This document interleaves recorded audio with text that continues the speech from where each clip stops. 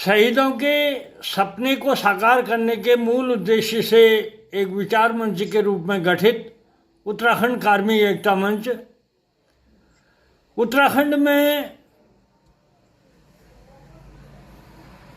विकास में बाधक हड़ताल जैसे अप्रिय आंदोलनों के प्रति जवाबदेही के सवाल को लेकर शुरू से ही मुखर रहा है। और जब थोड़ा सा इसके बैकग्राउंड में अगर नज़र डालें तो ये जब 29 अगस्त 2018 में जो माननीय उच्च न्यायालय ने जो आदेश पारित किया कार्मिक संघों के कार्य बहिष्कार और हड़ताल के संबंध में एक जनहित याचिका को लेकर, तब से लेकर आज तक के परिदृश्य पर अगर नज़र डालें तो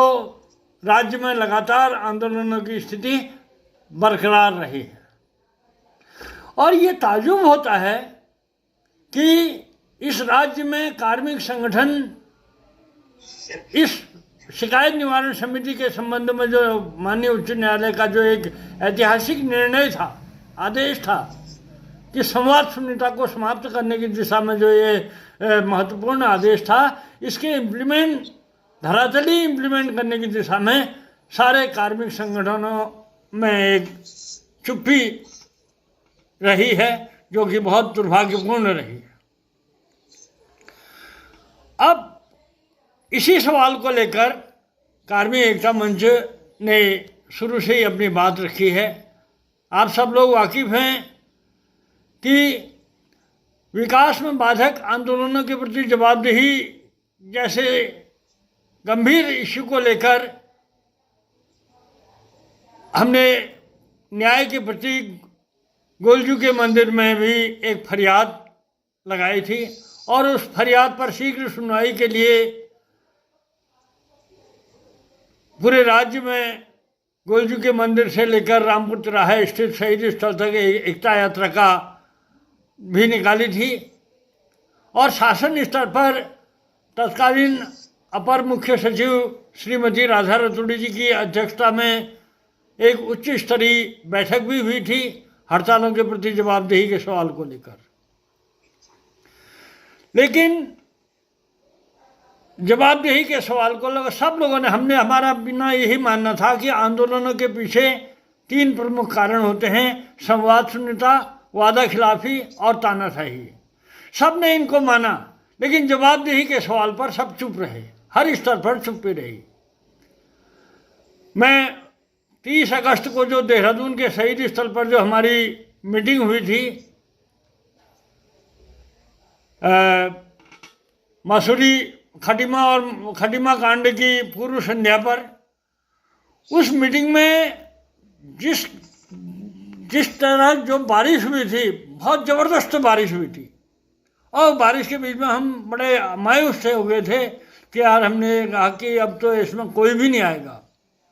लेकिन जब हमारे सचिवालय संघ के अध्यक्ष आदरणीय लखेड़ा जी, हमारे संरक्षक सुमन सिंह वालिया जी, आप सभी लोग वहाँ पर पहुँचे तो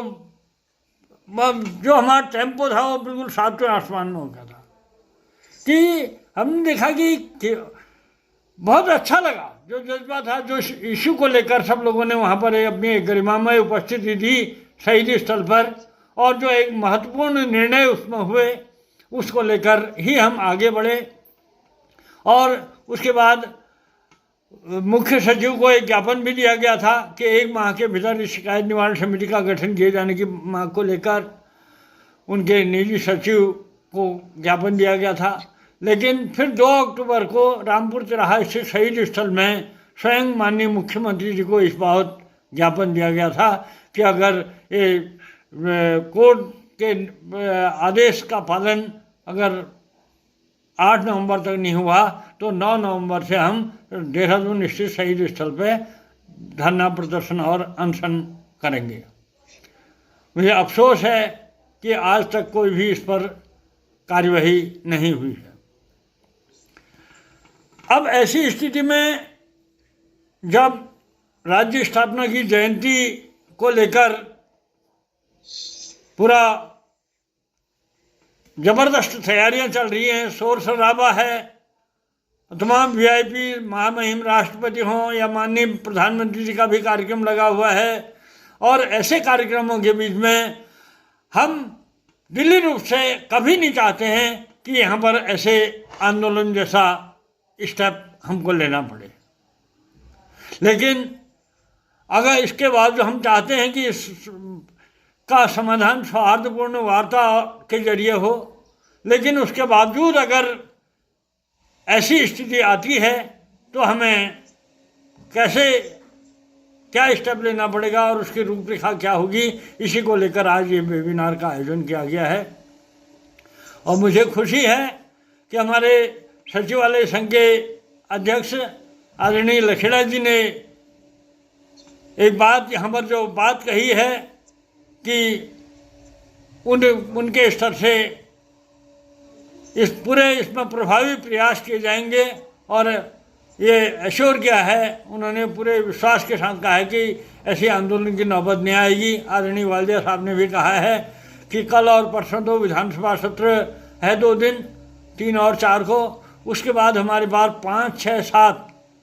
3 दिन और बचते हैं। और चूंकि शिकायत निवारण समिति के गठन को लेकर कार्मिक एवं सतर्कता विभाग के स्तर से पूर्व में ही 5 रिमाइंडर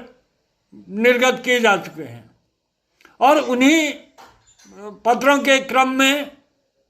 इस बात को लेकर सारे एचओडीज को एक पत्र अगर जारी होता है और उनसे एक शिकायत निवारण, अब तक इसका कोर्ट के आदेशों का पालन नहीं किए जाने के संबंध में पूरा डाटा अगर तलब किया जाता है और उसकी कार्यवाही से हमको भी सूचित किया जाता है, तो निश्चित रूप से हम भी पूरे उल्लास के साथ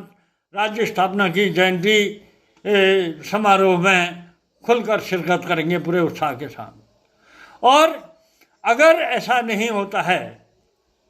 क्योंकि लखेड़ा जी और वालदे जी ने जो बात कही है, निश्चित रूप से कल अभी इसमें बात करेंगे और हमारा भी प्रयास रहेगा कि इस बीच सौहार्दपूर्ण वार्ता के जरिए ही इसमें अपेक्षित समाधान कराएं। लेकिन अगर ऐसा नहीं हुआ तो उस स्थिति में क्या होगा, और जो पूरा वीआईपी की सुरक्षा को लेकर राजधानी में जो चाक चौबंद जो स्थितियां हैं, उन सब पर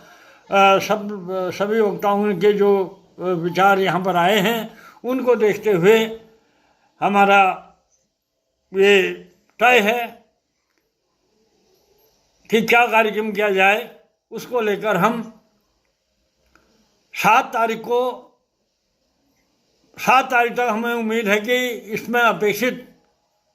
कार्यवाही, अपेक्षित निर्णय, जैसा अपेक्षित पत्र निर्गत हो जाएगा। और अगर नहीं हुआ तो हम अगला स्टेप उस पर क्या करेंगे, तब तक सारी स्थितियों पर गौर करते हुए 7 तारीख की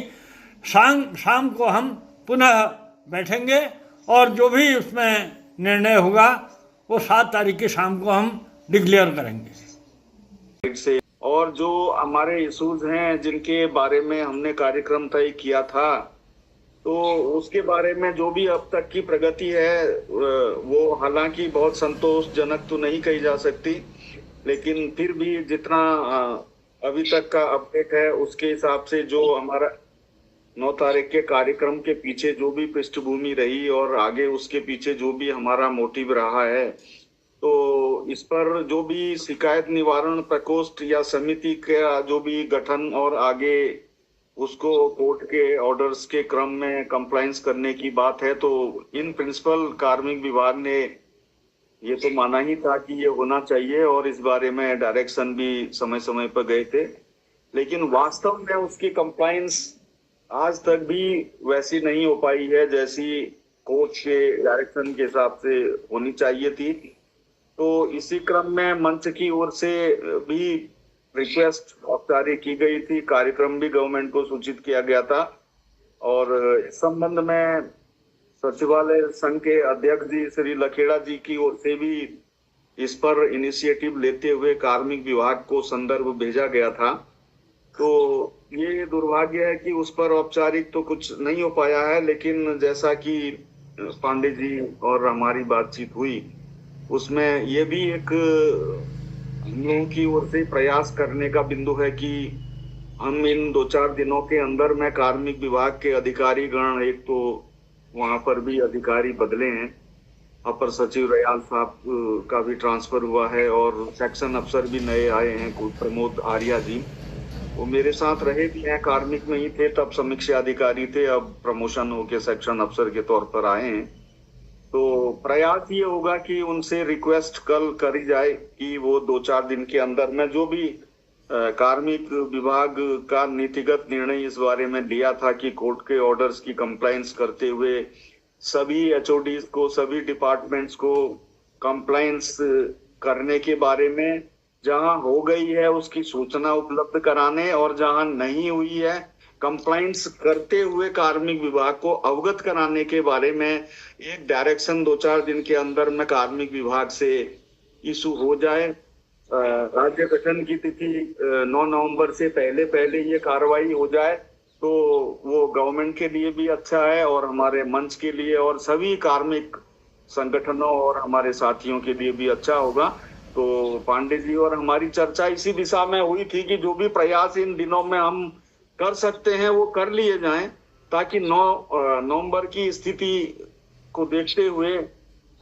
उससे पहले कुछ न कुछ गवर्नमेंट साइड से ऐसा उस पर एक्शन लेते हुए कार्रवाई हमें दिखे कि कंप्लायंस उस पर गवर्नमेंट आगे बढ़ रही है। तो उस कार्यक्रम को हम, क्योंकि 9 नवंबर की स्थितियां जो कार्यक्रम है वास्तव में किए जा सकने के लिए थोड़ा सा हमें सोचना पड़ेगा। ये स्थितियां हैं जैसी विद्यमान है। प्रधानमंत्री जी का भी कार्यक्रम शायद लगा हुआ है, राष्ट्रपति जी का कल से कार्यक्रम है देहरादून में।